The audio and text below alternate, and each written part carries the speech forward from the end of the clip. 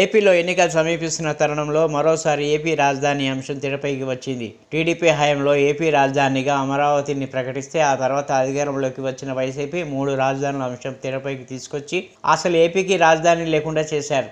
ఇక ఇప్పుడు ఎన్నికలు సమీపిస్తుండడంతో అంతా దీనిపై చర్చ మొదలుపెట్టారు.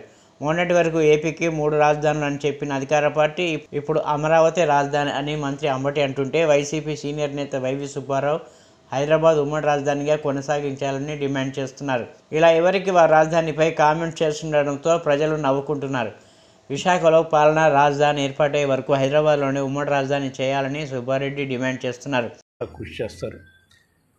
అందులో భాగంగా విభజన 2014 విభజన జరిగినప్పుడు రాజధానిగా ఉమ్మడి రాజధానిగా 10 సంవత్సరాలు హైదరాబాదును పెట్టారు. కానీ ఈ 10 సంవత్సరాల్లో గత ప్రభుత్వం రాజధాని నిర్మాణం చేయలేకపోయింది, కేవలం తాత్కాలిక నిర్మాణం చేసింది.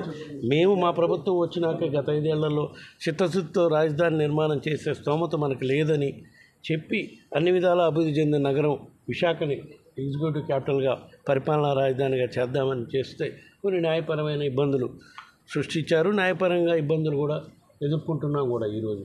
సో అవన్నీ అధిగమించిన దాకా కంబైన్డ్ రాజధానిగా హైదరాబాద్ను కంటిన్యూ చేయాలని మా ఆలోచన. దీనిపై మా పార్టీ అధ్యక్షుడితో పార్టీ నాయకులతో చర్చించుకొని ఎలక్షన్లు అయిపోయినాక దీనిపై ఒక వివరణ కూడా ఇవ్వటం జరుగుతుంది.